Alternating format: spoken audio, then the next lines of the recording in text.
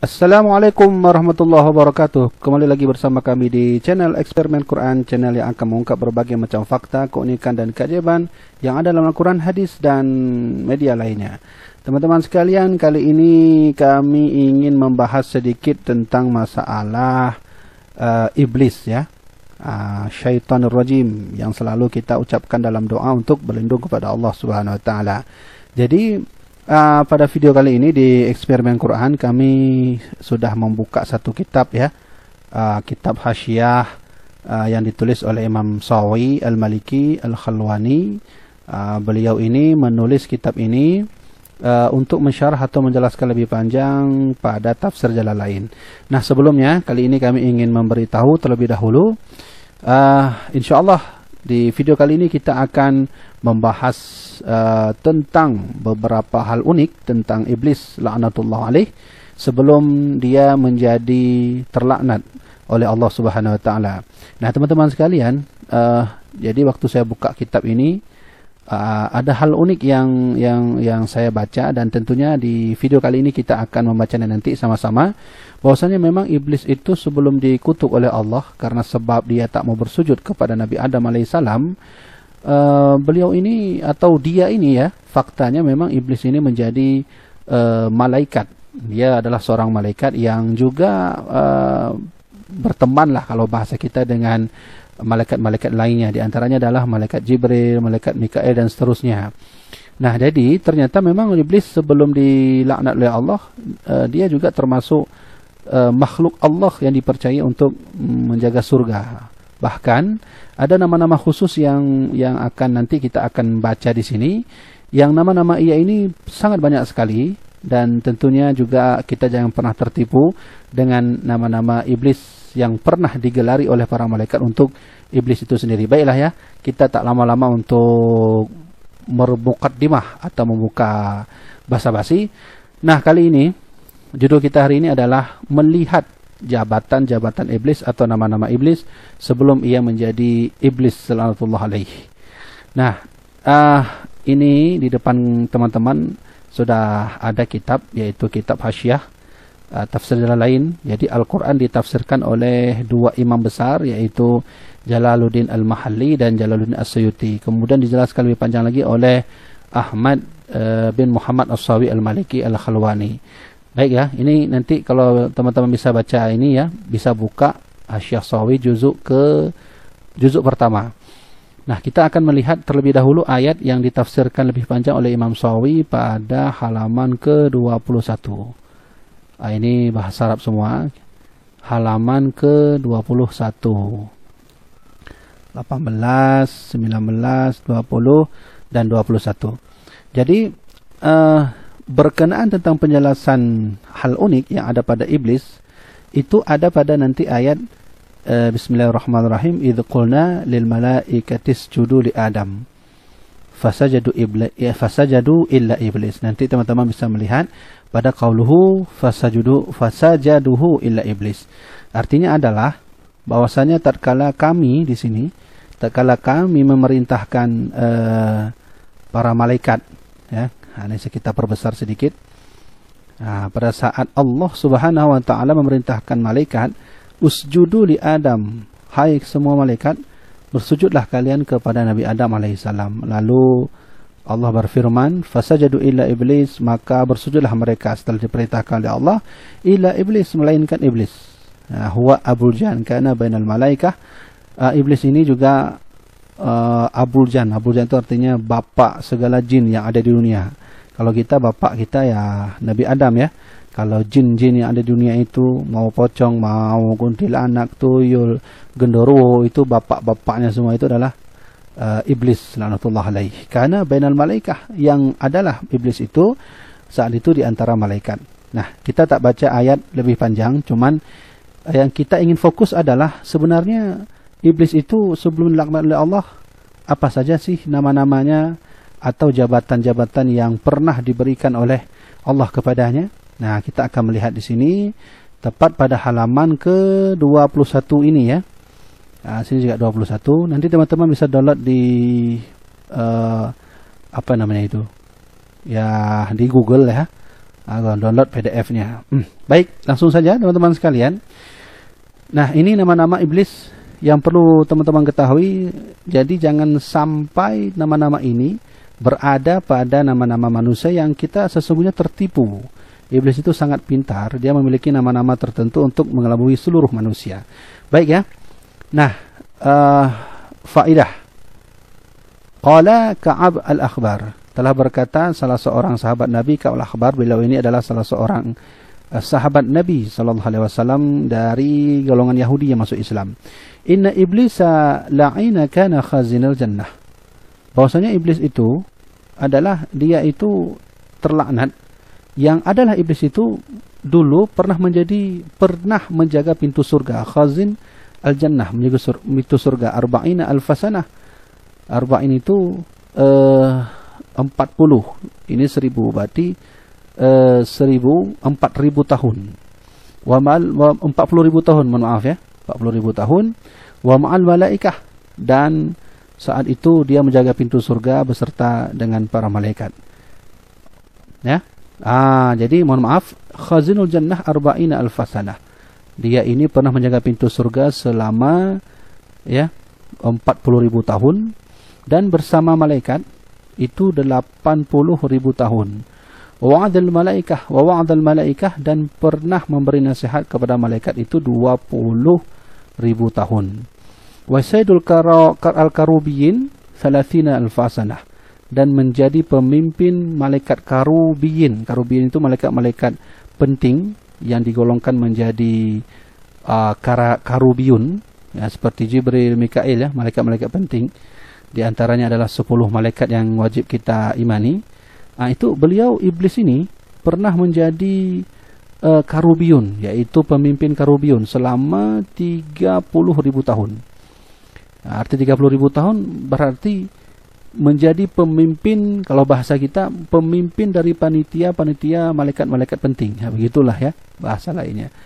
Kemudian wasaidu ruhaniyin alfasanah, dan menjadi pemimpin ruhani ya, ruhani malaikat ya, menjadi 10.000 tahun. Kemudian Allah Subhanahu wa taala juga pernah memberi jabatan kepada iblis, watafa ya haulal arsy, dan dia ini pernah mengelilingi, menjaga sekeliling aras itu 4.000 tahun. Nah, inilah jabatan-jabatan iblis sebelum Allah melaknat iblis. Nah, sekarang kita akan membahas sedikit nama-nama iblis sebelum dia ini menjadi iblis. Dan nama-nama ini dikenal di lapisan-lapisan langit yang dijaga oleh malaikat. Artinya begini teman-teman, malaikat-malaikat itu kan banyak sekali memanggil makhluk-makhluk dengan nama yang berbeda-beda.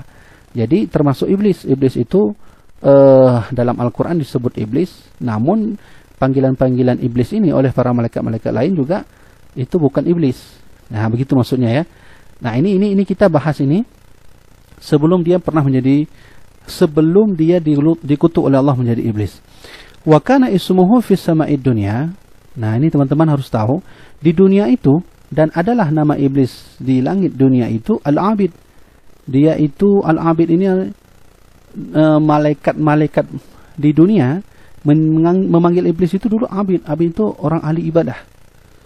Nah, jadi iblis itu memang dulu itu ahli ibadah, sangat patuh kepada Allah.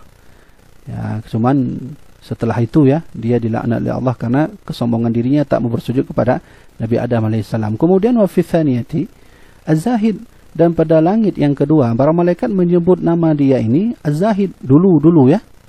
Zahid itu artinya orang yang zuhud, yang tak menginginkan dunia.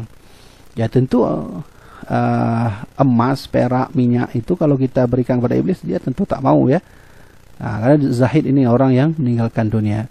Wa fi thalithatil arif, dan pada langit yang ketiga dia itu disebut arif. Arif itu orang yang mengetahui ilmu. Wa fi rabi'ati al-wali, dan pada langit yang keempat dia itu disebut dengan wali. Hati-hati, jadi wali itu ada wali yang maksum ya, ada wali yang ada wali yang baik, ada wali yang tidak baik. Jadi kalau sekedar wali hanya terbang-terbang saja, itu iblis sebenarnya juga bisa. Jadi Nanti untuk bab wali sendiri kita akan melihat bagaimana sih karakter wali yang sebenarnya yang dikatakan oleh para alim ulama ya. Kemudian nama iblis pada langit yang kelima itu wa fil khamisati at-tuqa. At-tuqa itu artinya at-taqiyyu. At-taqi artinya adalah orang yang bertakwa. Jadi iblis itu, kalaupun kita bisa berbicara dengan iblis, kita tanya, wahai iblis, siapakah Tuhanmu? Tentu ya iblis akan menjawab bahwa Tuhannya adalah Allah Subhanahu wa taala. Kemudian wa fi sadisati al-khazin. Dan pada langit yang keenam dia disebut dengan khazin. Khazin itu penjaga. Wa fi sabi'ati azazil. Dan pada langit yang ketujuh maka dia disebut dengan azazil. Jadi ini nama-nama iblis ya. Wa fil lauhil mahfudhi iblis. Dan pada lauh mahfud barulah dia dikatakan dengan iblis. Kenapa disebut iblis?